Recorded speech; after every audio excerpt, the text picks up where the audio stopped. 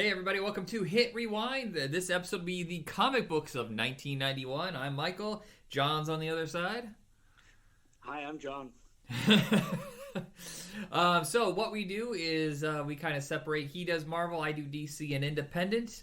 So as usual, we always start off with Marvel because that's what kids are crazy for. This is not exactly the peak DC time, I would say, which is weird because the Batman movie just come out, but no one ever talks about the stories from this time period. Yeah, I'm having a hard time remembering what exactly was happening in '91 at that time. But for Marvel, on the other hand, lots of memorable stuff. Like, how about Marvel Comics Presents issues 72 through 84, which is also known as Weapon X. I remember, they really stretched this out. If kids don't know what Marvel Comics Presents or Showcase, which is the DC version of this, is they took one major hero, broke up a story over a long period of time, and then they would feed in like 3 or 4 other sub-stories from characters that weren't as popular. It was kind of like a testing ground, not just for the characters, but for the artists behind them as well. Yeah, because you would have like, oh, here's your main story, and here's a little bit of a backup. And in the case of this one, we are given effectively the first origin story for Wolverine. After a decade, I mean, it's so normal now, but for decades, we really didn't know much about his past. Yeah, it's like we knew that he had these claws that came out of his hands, and that he had metal bones. And anytime they would attempt to try and go into his past, it would always be something that, oh no, that's a fake memory. Oh, that's not real. And you would only kind of get these little hints and bits about this, but you would never know exactly, how did Wolverine become Wolverine? And this was one of the first major pieces, which was Wolverine basically, Logan at the time, gets knocked out, dragged to a mad scientist facility, and is injected with adamantium that, for some reason, decided to just hang out in his upper wrists and became claws, because that's how science works, right? Yeah. Also, back then, adamantium. Did I say it right? Adamantium. Adamantium. Fuck. It wasn't as common. It was still kind of like, ooh, what's this new thing they've introduced in the comics? Now it seems after 35, 40 years, whatever, it's like they're everywhere. Well, at this point, starting with 91, everybody started having adamantium.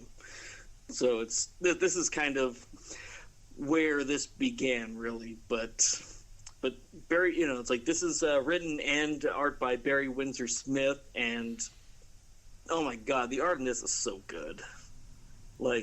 It is body horror creepy at times. I'm not a Barry Windsor Smith fan. I mean, he had his good Conan run, but after that, I don't really care for it. But to each their own. Yeah, well, again, this is truly one of the most essential Wolverine stories. Even if you don't particularly like this character, this is definitely one that you sit there and go, oh, okay, I can't understand why people like this, because there's a lot of it. While he is the main character of it, he is not the focus of it, really. It's really all about these scientists screwing or playing God with this guy, right? And trying to turn him into a weapon, and basically him basically shutting down and just turning into an animal. And it is slightly left vaguely open, which then, basically there's characters that were in this that end up showing up many times in both Wolverine and then his clones' later life, all based around the Weapon X program. Yeah, and this is, of course, the architecture, structure, whatever, of the Origins movie with Wolverine. Yes, yeah. All that stuff that they do in that lab there is all based around this comic.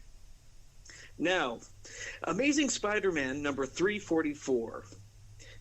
this is the first appearance of the anti-hero Cardiac. Okay, Cardiac. Oh my god! I did not expect you to say Cardiac. I thought you were going to say Carnage. Nope. Wow, I love. See, this is my area of expertise with Marvel during this era, is because Spider-Man was my jam. In fact, I met Randy Emberlin, one of the guys who co-created Cardiac, and we talked about it and how I missed that character, and he signed a photo for me, and I thought that was pretty cool. Well, he does. He actually shows up. Technically, he shows up issues earlier, but he actually shows up in the suit in this issue. But actually, I'm kidding a little bit. Cardiac is in this issue, but this is actually the debut of Cletus Cassidy. Okay. Who will then, a couple of issues later, become Carnage. You're fucking with my heart here, buddy. You're fucking with my heart. You know how much I hate Carnage. Yeah, he's Eddie Brock, Venom, his serial killer cellmate, who... Actually, I think it takes me about a year between this debut and him actually showing up as Carnage. Yeah. But... by the way, I watched that movie, and I didn't hate it. I actually thought Woody Harrelson's performance was a lot of fun, and the movie was better than the first one, I think, because it didn't feel as generic. It was like a weird buddy comedy. Well, they had a lot of that introductory stuff out of the way, so they could just get with the buddy romance between what's his name and himself. I can't think of who plays Eddie Brock for some reason. Yeah, I can't remember. Max. Yeah, Mad Max. Yeah, what the hell? It's gonna bounce in my head in like an hour from now. Tom Hardy. Thank you.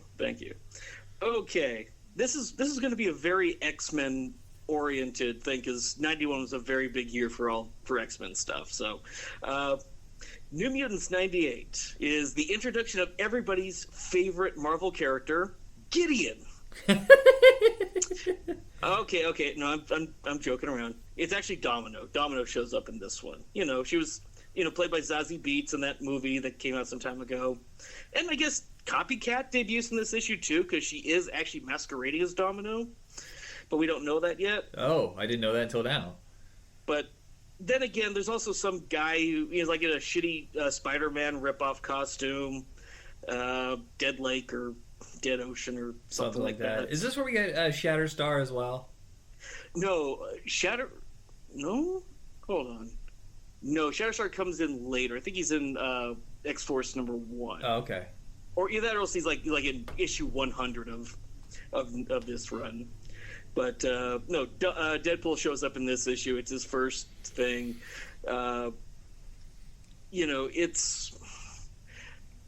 He was a character that basically was just a ripoff of Deathstroke from DC, and ultimately became kind of a big thing.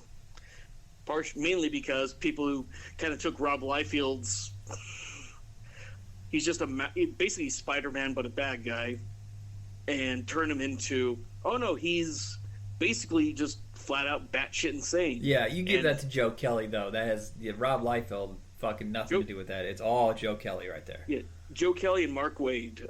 Mark Waid? Is that the run after that? I don't remember who did it after that, but it was... actually, no, probably been Fabian Nicieza, because that would have been... Yeah, it was... I know... I just had the name, damn it. The artist on that. Shit, go ahead. Well, yeah, there's another run. Ed McGuinness. Yeah. But yeah, so that's the New Mutants 98, but then, also speaking of New Mutants, as kind of I started mentioning... This is also kind of where the New Mutants their run ends, with issue 100. And it was, Rob Liefeld takes over when he relaunches it as X-Force. Thankfully, he's only on it for a short time. And then one of my favorite X-Writers actually pops up, and that's Fabian Nicieza. You got...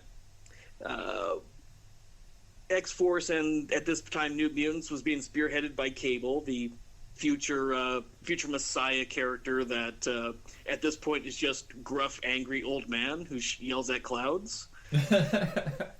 And Cable ultimately, as soon as Rob Liefeld leaves and they kind of tie up a lot of the stupid shit with Strife, they bring him back and actually turn him into an interesting character.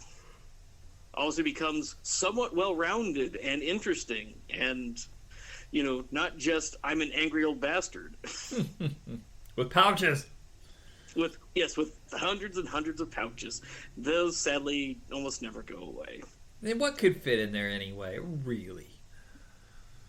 But, so X-Force was... The idea of this one was, instead of being, we're just here to save the world from, bad guys and whatnot, it was actually supposed to be like a more proactive thing where they would strike first at their enemies and, we're the bad guy, good guy team.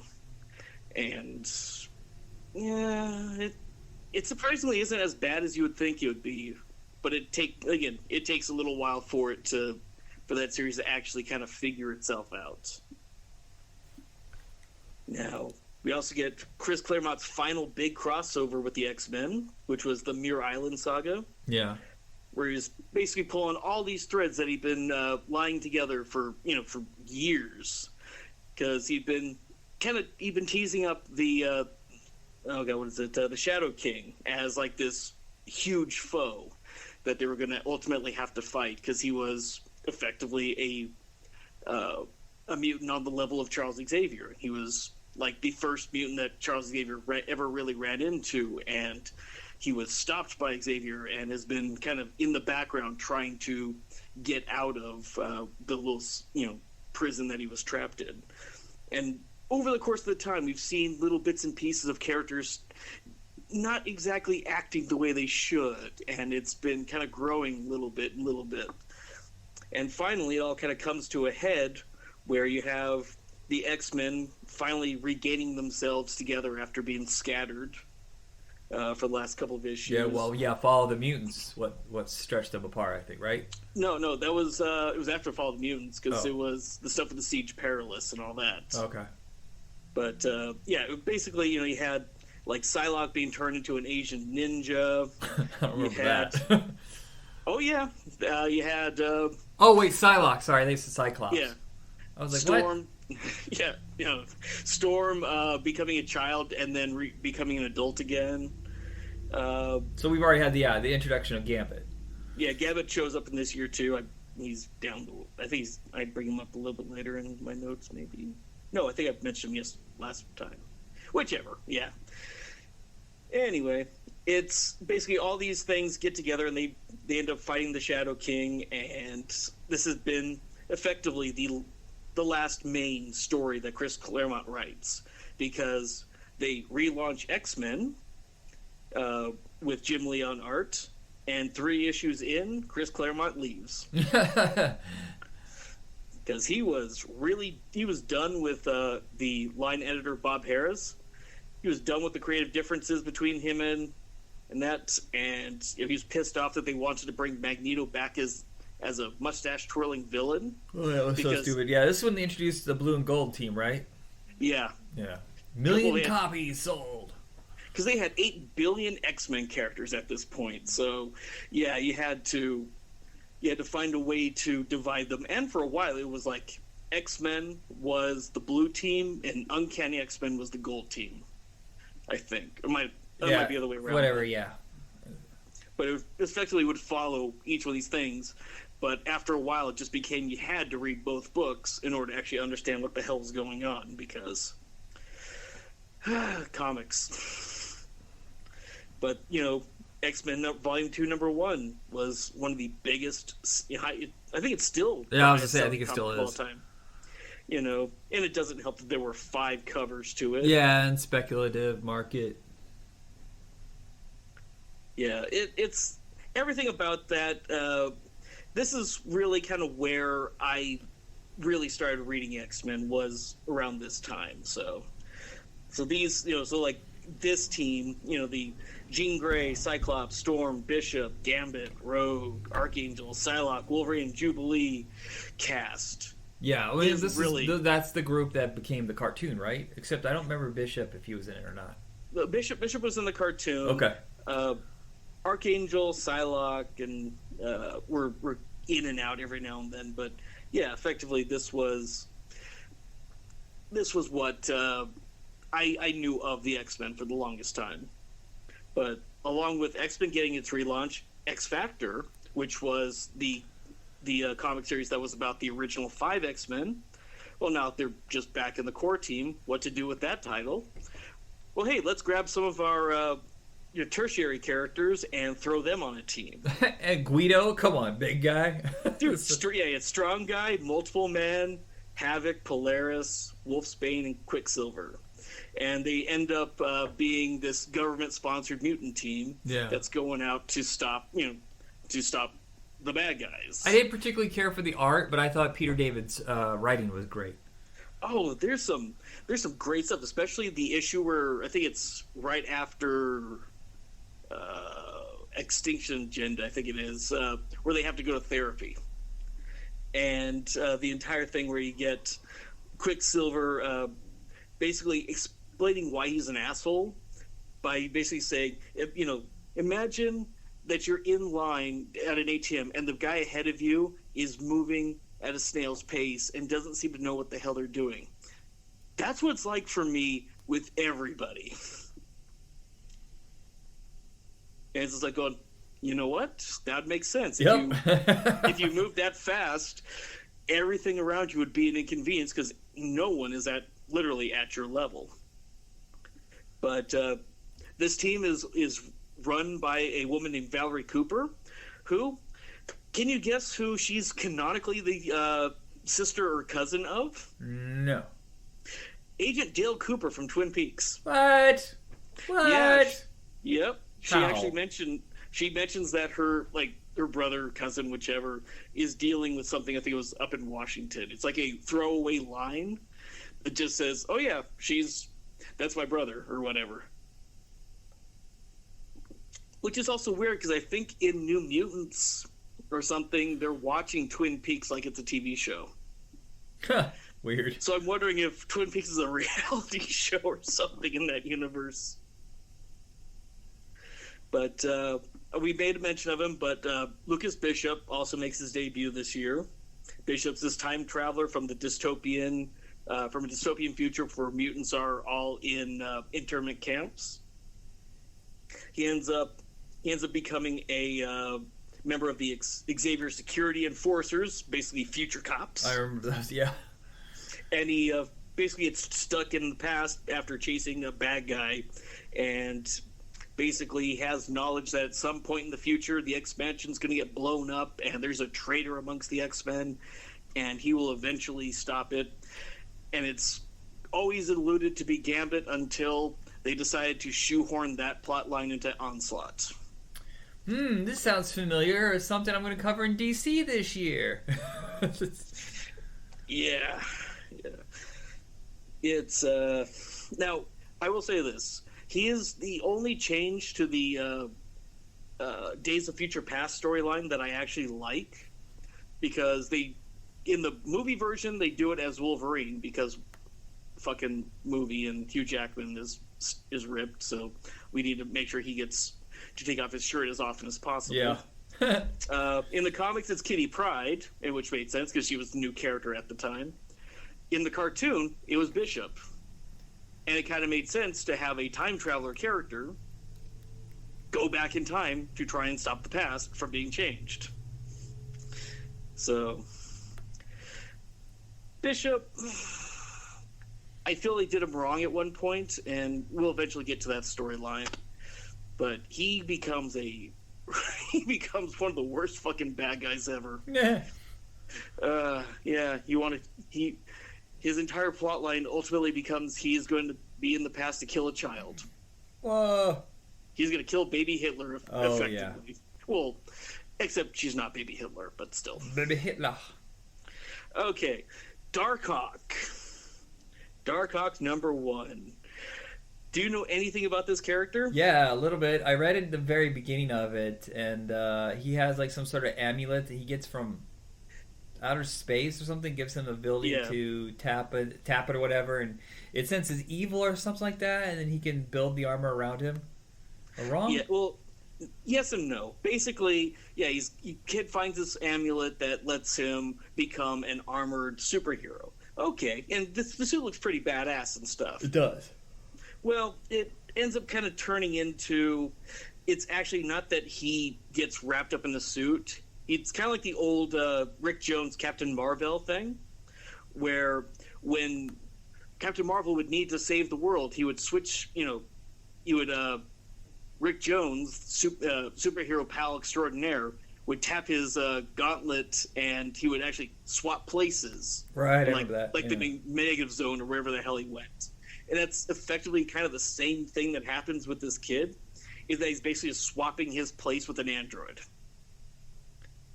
And this is a character who I think is one of those, a few of the victims of, he looks cool, but everything else about him is really fucking stupid. Yeah, so many heroes like that. Like, they came with the costume secondary instead of the hero first. Yeah, because I think they then tried to, they went and said, oh wait, these are like Shi'ar, soldiers and stuff like that. They've actually had stuff to do with like the Guardians of the Galaxy, not in a somewhat recent past. And it's like, he's got a new series out. If you think he looks cool, try it out. I tried. I can't read it because I think Darkhawk kind of sucks. But damn it, that armor does look cool. Yeah. And there's also another character that has the looks cool, yet people didn't really read. I'm actually surprised how many issues this thing ran for. That I don't think anyone really read was Sleepwalker.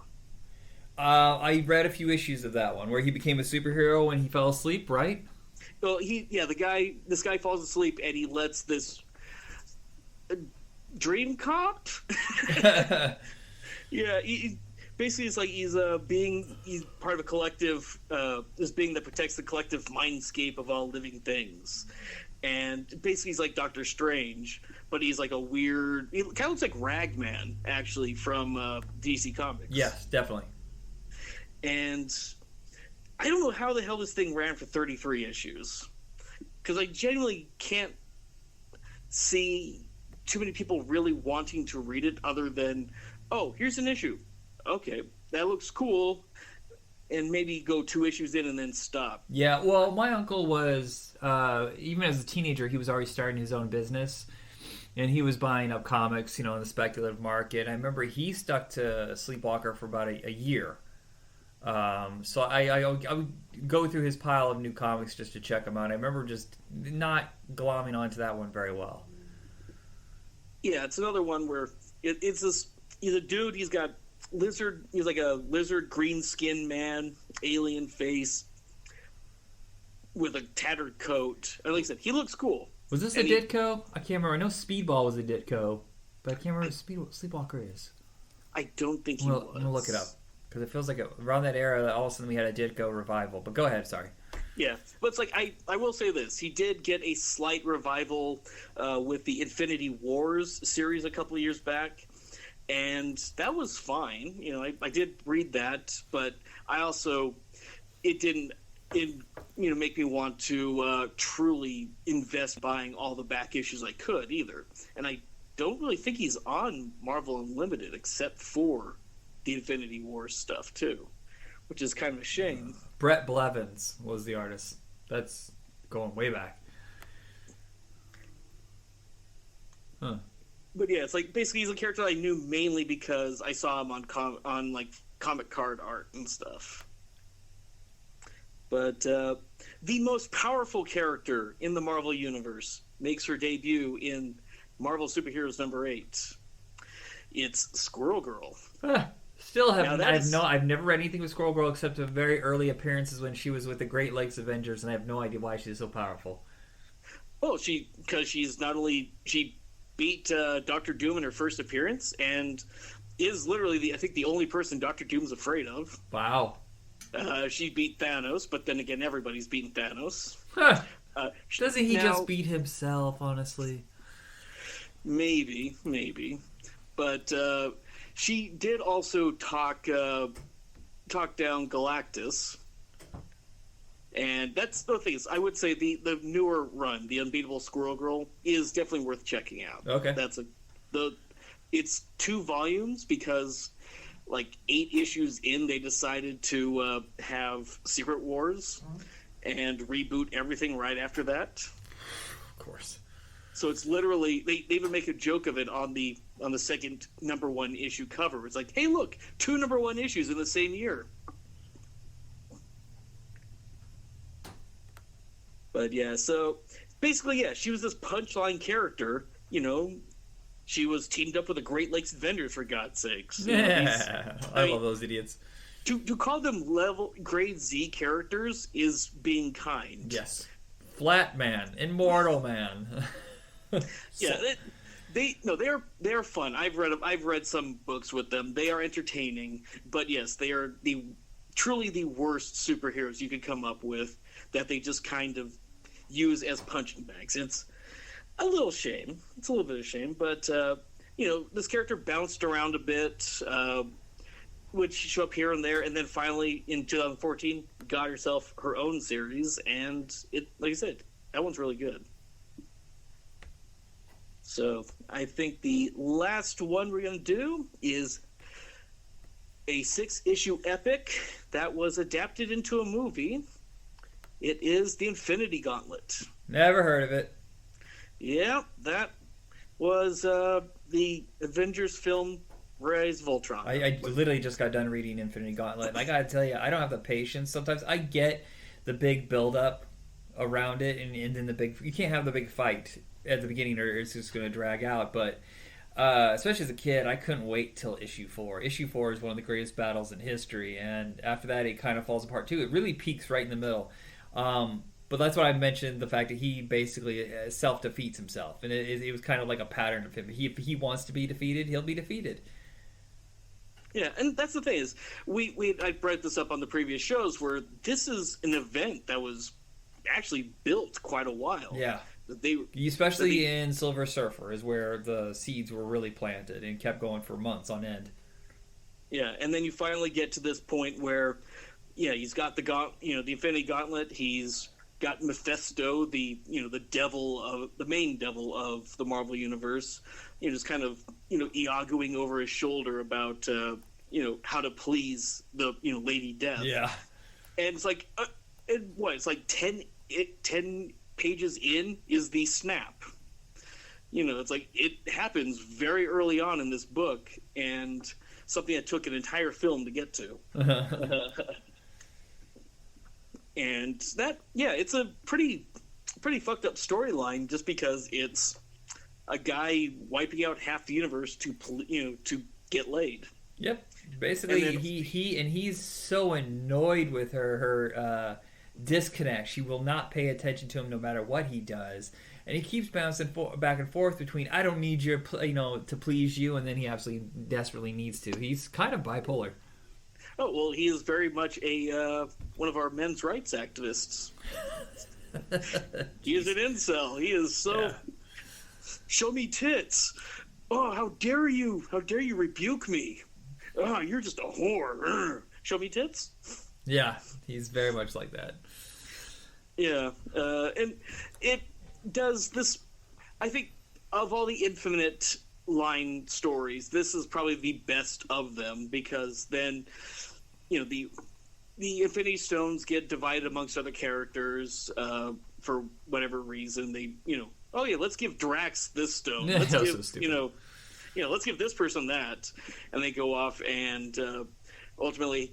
Was it Infinity War, which is where they fight the goddess? Yeah, there was Infinity Crusade, I think, before War. Well, Infinity Crusade was like the storylines that involved all those characters. It was right. We had the big return of Warlock. Adam Warlock. Yeah, and then it's you get Infinity War, and then there was I think one other one after that, and then Infinity Wars, which I think was an interesting idea, where Gamora basically gets the stones together and folds reality into kind of like, remember Amalgam? Yes. They did that, but with Marvel characters. Right, I remember that. Yeah. So you had like Captain America and Doctor Strange became a character, and Wolverine, who was Laura Kinney at the time, and Scarlet Witch became a character and stuff like that in this version, and that was fun. But if you're gonna any of these Infinity stories, like Infinity Gauntlet is basically the one. But you're right, it does kind of peter out about halfway through, and then it's just kind of well, yeah, okay. It's a total of 6 issues. I guess it's not that bad because 4 is the big battle, then 5 they take on the gods. And since I didn't really give a shit about the gods, wasn't really that interesting. And 6, we have all the stuff with Nebula at the end. Yeah, and there's the negotiations, and then they bring back the team to fight over the gauntlet again, but a smaller team. Yeah, I don't know. I just thought the build-up was so great. And the fact that Silver Surfer has to wait out there the whole time, trying to be patient. And Warlock's like, you have to wait. You have to wait for this perfect moment. It's like my team is being slaughtered, my friends. Yeah, turning Wolverine's adamantium into sponge. Never forget that. Or turning Nova into little Rubik's Cubes and crushing them. Yeah, there's places they did some of that stuff in the film too, which was kind of nice. Well, Terax, the female Thanos or whatever her name was, Traxia, and then just taking a stone and smashing Spider-Man's skull in. That was just brutal. Oh, putting the glass case around Cyclops' head and Captain America desperately trying to shatter it with a shield. Yeah, there's a lot of shit that happens in that one. Yeah. Yeah, it's one where, heroes die. And the whole issue is this battle, and didn't they say it only took 1 minute and 47 seconds for the whole thing to happen? It was amazing. It was all narrated by Star Fox, who is, his mouth is sealed up so he can't charm you, and he's just narrating what's happening. Yeah, oh man. Such a good comic. Yeah. Alright, is that it for Marvel? That is it for Marvel. All right, so on my side, I have DC and independent stuff. I'll start off with the independent stuff. We do have the debut of Wizard Comics. It basically takes over for any other comic magazine at the time, which was kind of a mixed bag. Some was indie stuff, some was a more corporate, like comic scene. But Wizard, started off as a scrappy little thing. Gary Bashamus, started in his parents' basement, if I remember correctly. And then just within a couple years, just absolutely exploded. Got so big they started doing the Comic-Cons, and then when the magazine stopped selling, that was it. It was just the Comic-Cons. Is it still Wizard, or did they sell it to somebody? That's a good question. I think there's... I don't know. Yeah, that's a good question. Do you remember there was a time, though, when they could get their own exclusives like crazy, like their own half issues and toys and shirts, and nobody else, and people were doing covers for them that hadn't done covers for a while, and they were just getting all the great exclusives. I would spend hours every time an issue would come. I would just sit in the living room on the couch just reading it for 2 or 3 hours. It was so great. Let's see. I'm looking them up right now. It looks like it was okay. I think their last they basically ended as in 2011. I guess that is including the online stuff. Yeah, I think they were the Comic-Con for a while, but I think they sold it off, so it's now some other name. But yeah, they were just doing exclusive stuff that nobody else was doing. And I remember they started off with like 50% articles and then price guide, and then the price guide kept getting more condensed as prices were able, you look them up online. And extremely influential. They had their own toy line. I think it was called Toy Fair. And I remember Gareb, he lost a shitload of money starting some sports team. I can't remember what it was, like indoor something. Football, maybe? I can't remember. Arena football. But I think people forget how Wizard Comics really altered the scene for a while, because it was right in the middle of that whole speculative thing, and they had this whole hot and not chart and tell you who the hottest artists were, who the hottest writers were, and which comics to look out for. People would buy comics or save a series just based on Wizard's suggestion. Like Savage Dragon wasn't doing very well, and it got a big boom after like 8 years, and then Deadpool got saved for a couple years. I just miss the magazine so much. Yeah, it's like I know I read it a little bit. I never like subscribed or anything, but it would be something I'd pick up every now and then. Oh, it was every single month. I think I read every single issue. But yeah, it was always. But they also had that. Hey, let's go and make a cast for the X-Men movie, and of Jean-Claude Van Damme as Wolverine, as No, it was Gambit. Oh, it was Gambit. That makes much more sense. But you'd have like Bob Hoskins as Wolverine, and you had like Patrick Stewart as. Yeah, I mean, sometimes they got him right, or sometimes like I think Angela Bassett was up first for Storm, and she turned it down. But I remember they cast her in their little fan imaginary thing.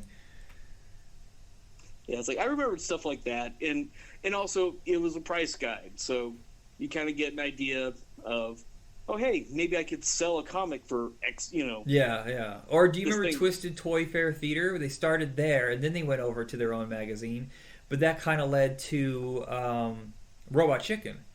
Yeah, oh, very much so. I miss it. But that's it with Wizard Magazine.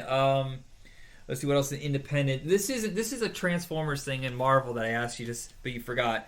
But Transformers is weird because at the time it was Marvel, but now it's like I think IDW, or I can't remember. It was Dreamwave for a while. But the end run of Transformers is so fucking phenomenal. They traded out the whole creative team, and they decided, hey, we don't have much life left in this for like the whole last year. It's this massive galactic it's so huge in its storyline, and the artwork by Andrew Wildman is fantastic. And I think a lot of people by then just stopped reading it. And I picked up issue, I think, 78 out of 80. And I was blown away. And for years, it was so hard to find because it was a low print order. And then people later discovered how good it was. But if you get the chance to check out at least the last two graphic novels, really, it's so amazing. I'd have to look them up because I know that Comixology did have for a good while the like they would have those reprints. Yeah. That that they put together in trade. So right. There's a middle chunk I don't care for, especially after the movie. So they killed off Optimus Prime and stuff like that, and then they had like the Ghost of Prime, and the artwork really, really sucked. They didn't spend any money on the art, and then the writer's just clearly running out of ideas because they have to base it solely on whatever toy line they were putting out. Same thing with G.I. Joe.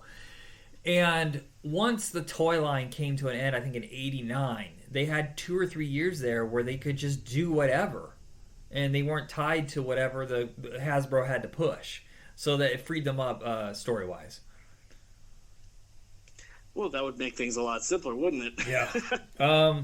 Also, the era of huge boobs is introduced into comics with Lady Death. Massive, unrealistic boobs. But that's what sold for a while, was getting these... remember Battle Chasers? I do remember Battle Chasers, the first cover is like 90% boob. I never read any of this. Chaos Comics was not my thing. They were horror comics. But they filled a niche. First off, horny boys. And 2, horror comics, which nobody was doing at the time except for like Ghost Rider. And that was just about, that was just kicking off. Well, and I've got a very cursory knowledge of Lady Death and stuff. Again, mostly because if you see a picture of this character, it's kind of what you would imagine if you said a comic made for a horny 13-year-old. I mean, I think you'd almost exactly... whatever's in your head is probably what you think Lady Death looks like. Yeah. Because, she kind of has that mystique look to her, right? Right. Or a little bit of Elvira mixed in, I guess. Yeah. Yeah, and there was, like, Purgatory as well, which was just... Evil Ernie. Yeah, Evil Ernie. There was... He did the Halloween comics for a little bit, which really sold well. Yeah, it's like, it's never one that I never really read. I do have, because I got it from like a free comic book day, I do have like a Lady Death comic. Yeah, wasn't there an animated movie of this? I feel like there was. Yeah, some anime company did one. I also don't think I've ever seen it. Yeah, but so there's 2 different wings of independent comics that are just breaking out. Is the superhero stuff, from Image Comics, and there was the other little guys trying to fill niches that no one else was, like sci-fi and horror. And Chaos really blew up for a while because they had really dynamic art. I will say this, their artwork was great. I have no idea if the stories suck because, like I said, I never read them. Yeah, it's like that one issue, I can't really compare it to anything in it, but it was stuff. There were pictures. There were pictures, and there were words. We have Bone, I believe to be the greatest comic book epic in history. Anybody can read it and be enraptured. It's the closest thing you're going to get to another Lord of the Rings. And Jeff Smith just creates such a wonderful, silly little comic that keeps changing like every 10 issues into something bigger and bigger and bigger. And did you ever read this? I'm a bad comics fan. Jerk. I've never read the whole thing. Yeah, I have read the first trade. Hey, at least you did that. And they've been teasing for years that Netflix is going to do an animated series, but I have no idea what's going on with it. Well, it's like one thing I love about these comics is it kind of has that early Disney Comics, Carl Barks aesthetic. But and a little bit of whoever did Pogo. I can't remember who did Pogo. Yeah, and it's also got this like as you said, like a quote unquote modern day Lord of the Rings. It's this dark. It's a dark story, but with these very, kind of cutesy or halfway cutesy characters. Because you got some characters that are a little more, I don't want to say realistic, but more on the realistic scale than the Bones. Right, yeah. And the giant rat creatures. Yeah, like I said, from what I had read of it, I've really liked. I want to get that omnibus. And I'm just, prepare for carpal tunnel, because that's how I read it. My hands hurt so bad. Yeah, that's one of my problems with wanting to get it, is that's a tome. Yeah. That is the Stand plus, like the Stand plus Carrie put together. It hurt. It was so heavy. So we also have Dark Horse.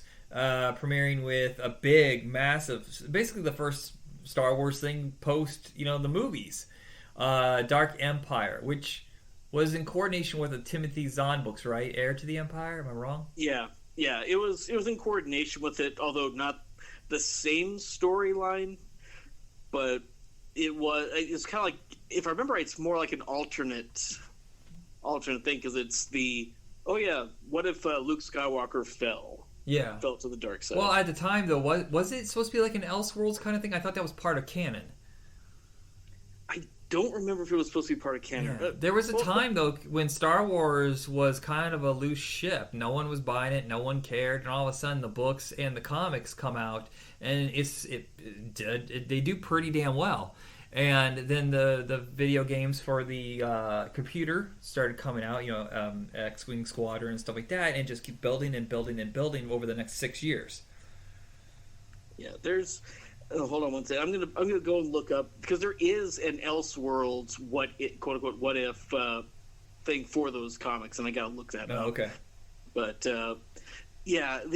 those I never got into those Star Wars comics until. I want to say late 90s or early 2000s. Kind of like the time where they did Star Wars Tales and stuff like that, where they were just little one-shot stories. Because then they had Garth Ennis doing stories there. You had we had the Boba Fett miniseries, or the one-shots, I guess is what they were. I can't remember. Yeah, Dark Horse did a lot of that stuff. Yeah, I mean that was their bread and butter for a long time. Yeah, they had a few independent stuff going, like Grendel. And I want to say, what's the one with the Excalibur baseball bat? What the hell is that one called? Oh, that I don't know. Mage. Mage and Nexus and stuff like that. They had that going for them, but it was never really big mainstream stuff. And then all of a sudden they licensed from Fox Aliens, Predator, and Star Wars, and that blows them up. And because the coordination with movie studios is when they start developing their own movies, which we'll talk about in 94 is when they really blow up with Mask and Time Cop. And here we go. It's Infinities is the one I was thinking. Oh, okay. Where they went and took moments from the 3 films, and they did Star Wars, New Hope Infinities, and it would be what if at this point, something happened? Yeah. How would the rest of the trilogy play out? Or what if Luke in Empire Strikes Back? What if Luke died on Tatooine? Not on Tatooine. I mean on Hoth. Leia becomes the next. Becomes the next Jedi. And so on and so forth. Sort of independent comics, sort of not. DC started branching out into licensing with other companies. Like they would be the publisher for another company that would own the rights and run it, like Milestone. I feel like Piranha Press was one of those as well. But they introduced Impact Comics. They were Red Circle Archie characters from the 60s that were kind of, sort of, not really... They had like a cult following, kind of the way Charlton did, just not as big. And so they debuted, I think, 6 series. Most of them failed immediately, and then they kind of kept a couple around, and they tried to reboot them again. They're dead in the water by 2 years. But I've read most of them, and I think they're all pretty damn entertaining. And The Fly, The Comet, and Black Hood, I think, are the best of the miniseries they did. And even shows up as a couple characters in the new Archie, or was it Riverdale? The Black Hood is a character in the Riverdale TV show. I do seem to remember these. I don't remember how I got because it was like the Shield and some of these other characters, right? Right, and the Web was another one. I feel like there's another one in there, but just didn't sell. But they had some really good art and some very back to basics kind of writing. I think what it was is supposed to clear itself from the history. I mean, and Marvel already failed at this. When they introduced New Universe back in '86 and it failed horribly, and DC just same exact amount of success. But I think these are better than the New Universe. I could imagine that it wouldn't be very difficult to be better than New Universe. Yeah. And I do believe Red Circle Comics did come back, I want to say about 10 years ago, I think I remember, with a few mini-series, but it's just, again, it didn't take off. Now, as I recall, the designs on the characters just weren't that interesting. Yeah. Again, the Shield is very much just, I'm Captain America. Yeah. Oh, and you know, Nova, the Comet, whatever. Yeah, they're. You know what's funny is I just realized I just saw something about the Riverdale TV show that there's going to be a Riverdale metaverse where they start getting superpowers, and I bet you they're going to introduce those characters into the show. That could be a way to try and drum up interest to bring them back. Yeah, well, plus that in the DC universe on CW seems to be kind of petering out. Am I wrong? I haven't watched it in years. Yeah, I feel like, well, The Flash, I think, only has one season left. The Legends of Tomorrow, I think, is ending. Batgirl's Supergirl ended. Yeah, Supergirl ended. Yeah, and Green Arrow's gone, of course. So all left is Lois and Clark, or what is it called? Superman and Lois Lane. Because everything else seems to be moving over to Max, HBO Max. So I'm wondering if CW's kind of cushioning the blow if they're going to lose all their superheroes. Yeah, it's like, I don't know. That, like I said, with all that stuff, I cut out. Yeah. Shoot. What Titans is so fucking terrible. I can't believe people keep that on the air. It's so miserable. And then Swamp Thing doesn't get more than one season. We're off on a tangent here, but I'm annoyed how Swamp Thing didn't get a second season. I still want to see Swamp Thing. I need That's so good. I guess I need to just buy the stupid DVDs because they're not going to put it on Max. I thought it was on Max. No. Shit. Unless they put it and I haven't seen it. Okay, I'll have to check. So what else we have in DC? We have the first of the big DC crossovers with Dark Horse. And this kind of became a pattern where like these somewhat popular characters over in independent comics would share the cost of making the comic book, and then they would split the sales. So it's a Batman versus Predator. Big, fun series. I really enjoyed this one. Then we had I think 3 of those total, and a couple Superman versus Aliens. And I think there's even a Superman, Batman versus Alien and Predator. Yeah, and there's like 2 of those. Yeah, there's Batman versus Judge Dredd, and a couple of those of Batman and Tarzan. I wonder if there's ever a Superman and RoboCop. That would have been cool.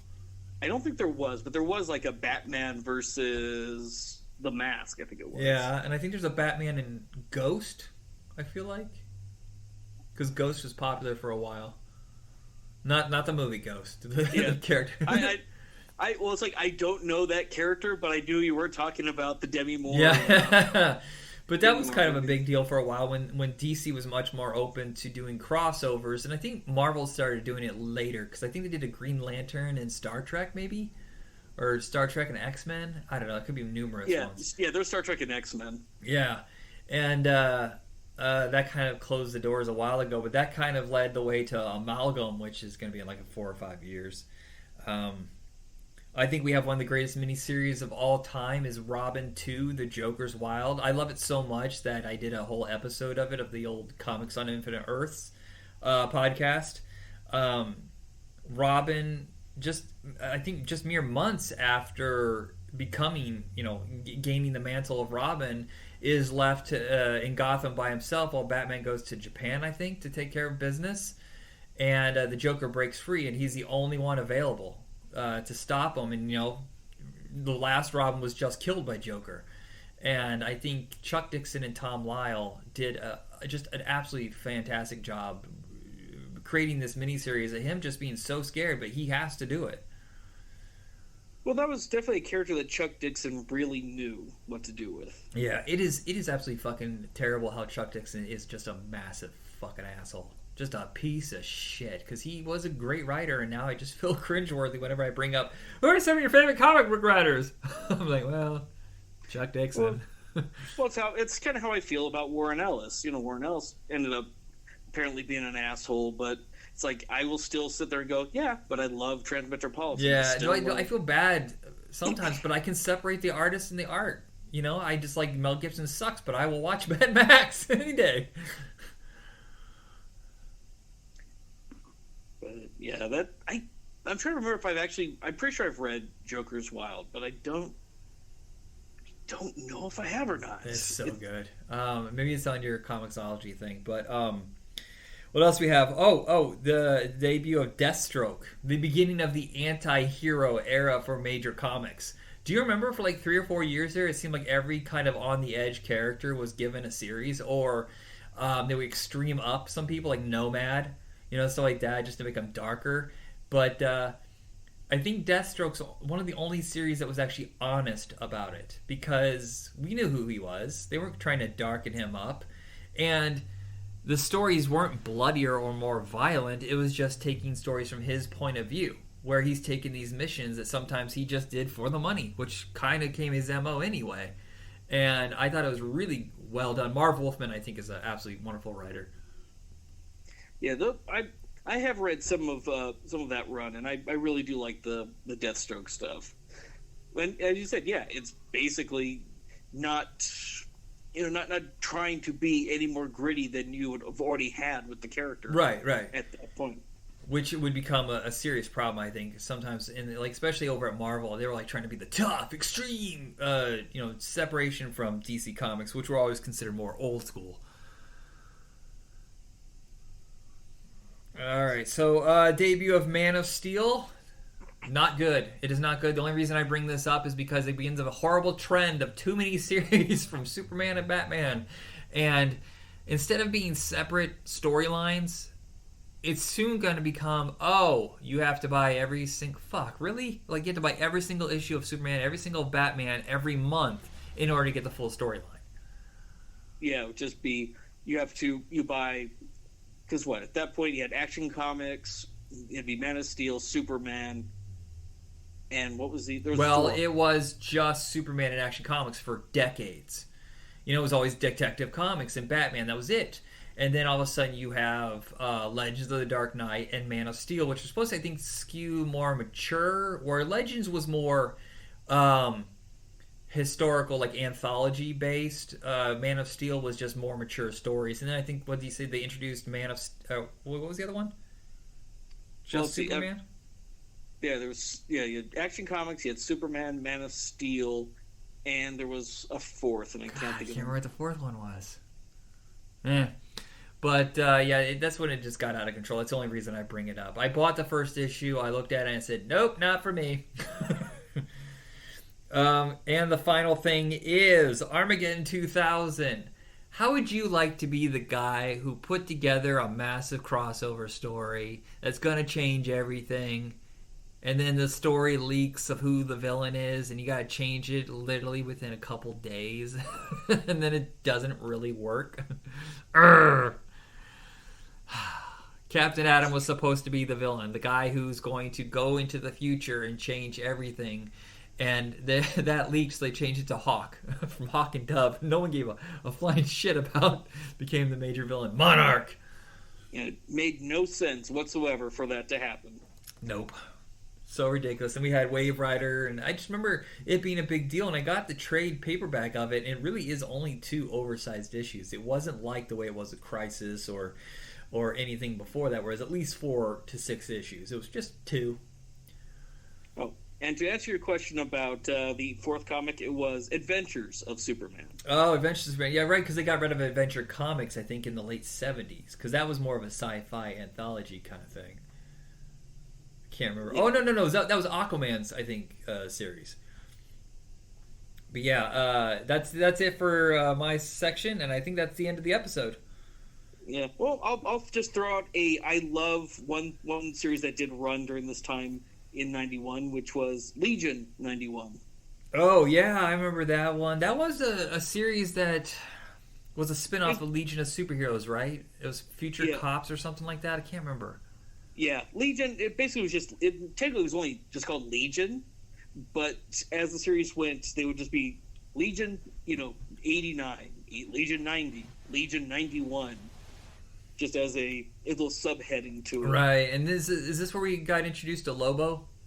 Yeah, Lobo became a main character in it, and he's fun. And the series was really dark. That's the one thing I really walked away from when I read it a couple of years ago. Yeah, that I think they're different companies and different storylines, but there's a pairing between Alien Legion. Is it Alien Legion? The Dark Horse series? I'm trying to remember. Alien Legion and this, they go well together. It's like intergalactic action comics. I think so, yeah. Yeah. Okay, so that is it. Check me out. Out on the street, thumbing for a ride because I'm poor. No.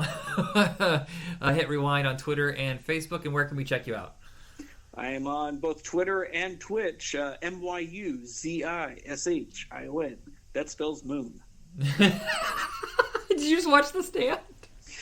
No, it's been a while, so I just put that. Okay. Goodbye, everybody.